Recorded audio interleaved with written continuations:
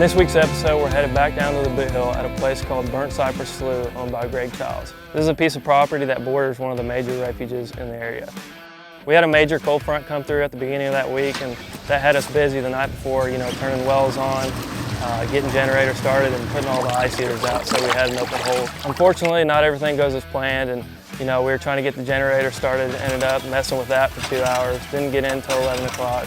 We were ready to get in bed and see what the morning brought us.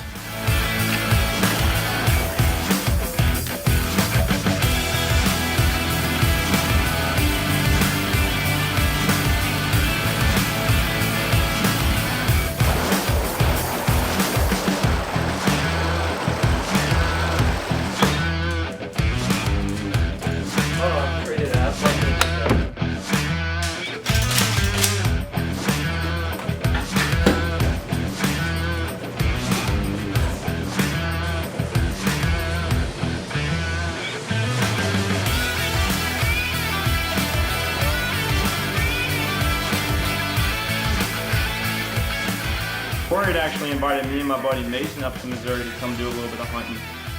Where we're from in southeast Louisiana, we really don't get to shoot that many mallards and flooded timber, so we're both really excited to have the opportunity to do that. And whenever we had learned that we'd probably be able to hunt Jack Childs' piece of property, we were really excited about it, and we were looking forward to see what the morning was going to bring us.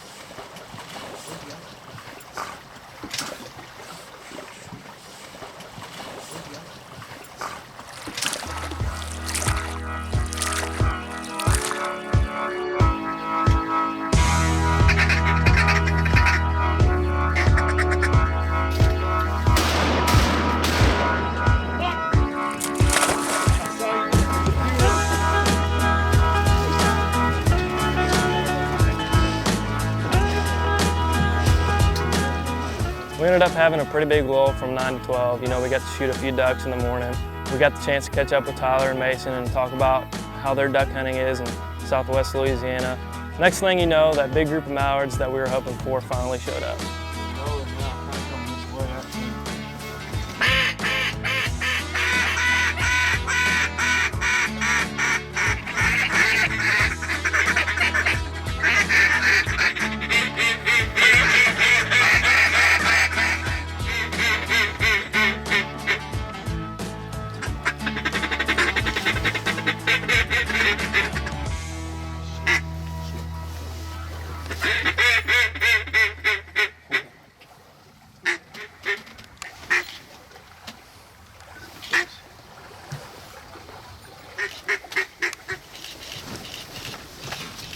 Kill him.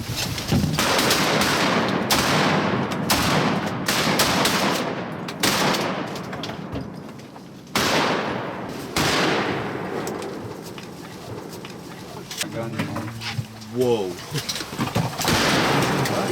I got some wicked pictures. I just held the button out while I was grabbing my gun. Being able to see those boys' reaction when that group dropped in was priceless. But what made this hunt so special was this was the last time that Rory got to hunt out of Greg's woods. Rory's been hunting these woods since the first year Greg bought him in 2005, and since then he's shared a lot of memories with a lot of people, whether it was his brother or his dad or Greg and Jack, and that's just something that's really special.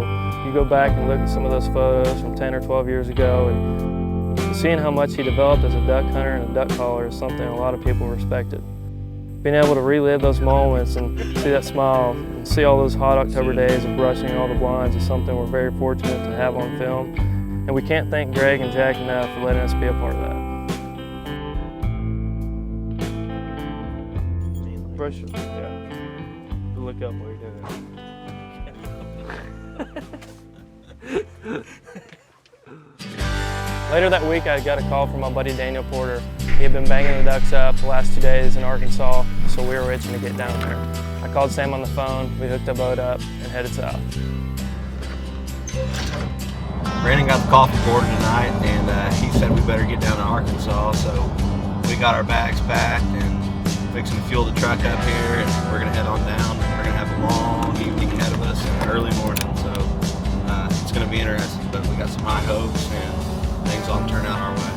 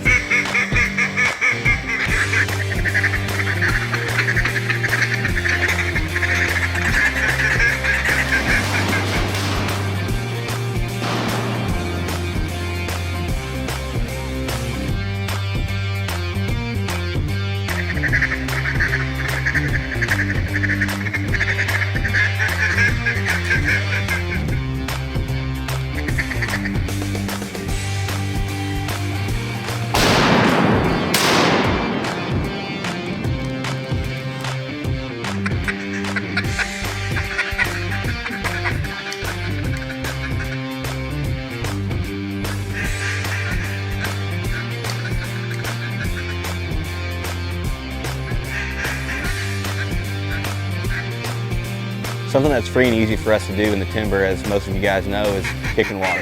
Not only does kicking water create that ripple across the water and create that movement that you're looking for, but it's going to create that sound of mallard ducks diving and feeding. Something a lot of people don't know is, the sound of those ducks is something that really is going to change the game and really help you out in the long run.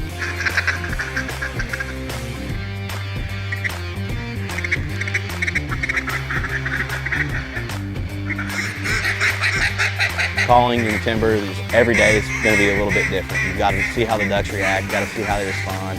A pretty good rule of thumb is be easy on them, give them a little heavy feed as they're, working toward you, and hit them real hard in the corners and, kind of drag them in and just see how those ducks are responding to that call.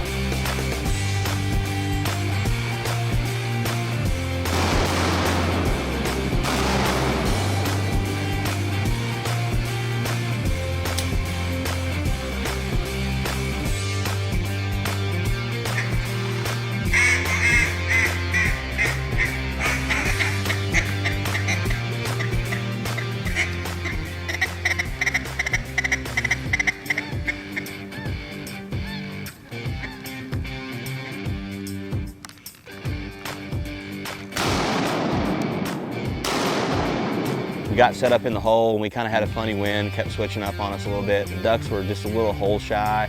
By the time we finally got set up, about an hour or two later, we ended up working in a couple nice bunches of mallards and had a pretty good day.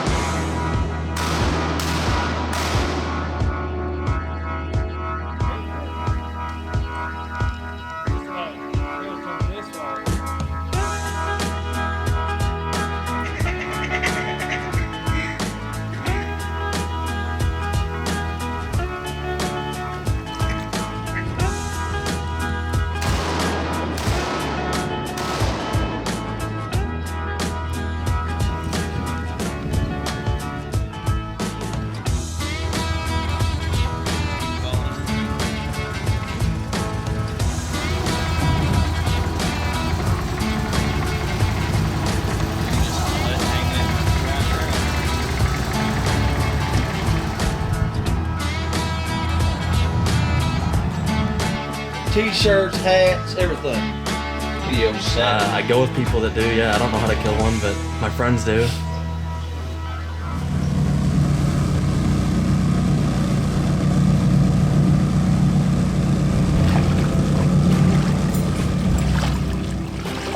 Forecast was calling for a pretty good wind, and a cold front was coming through, so we had pretty high hopes for day 2.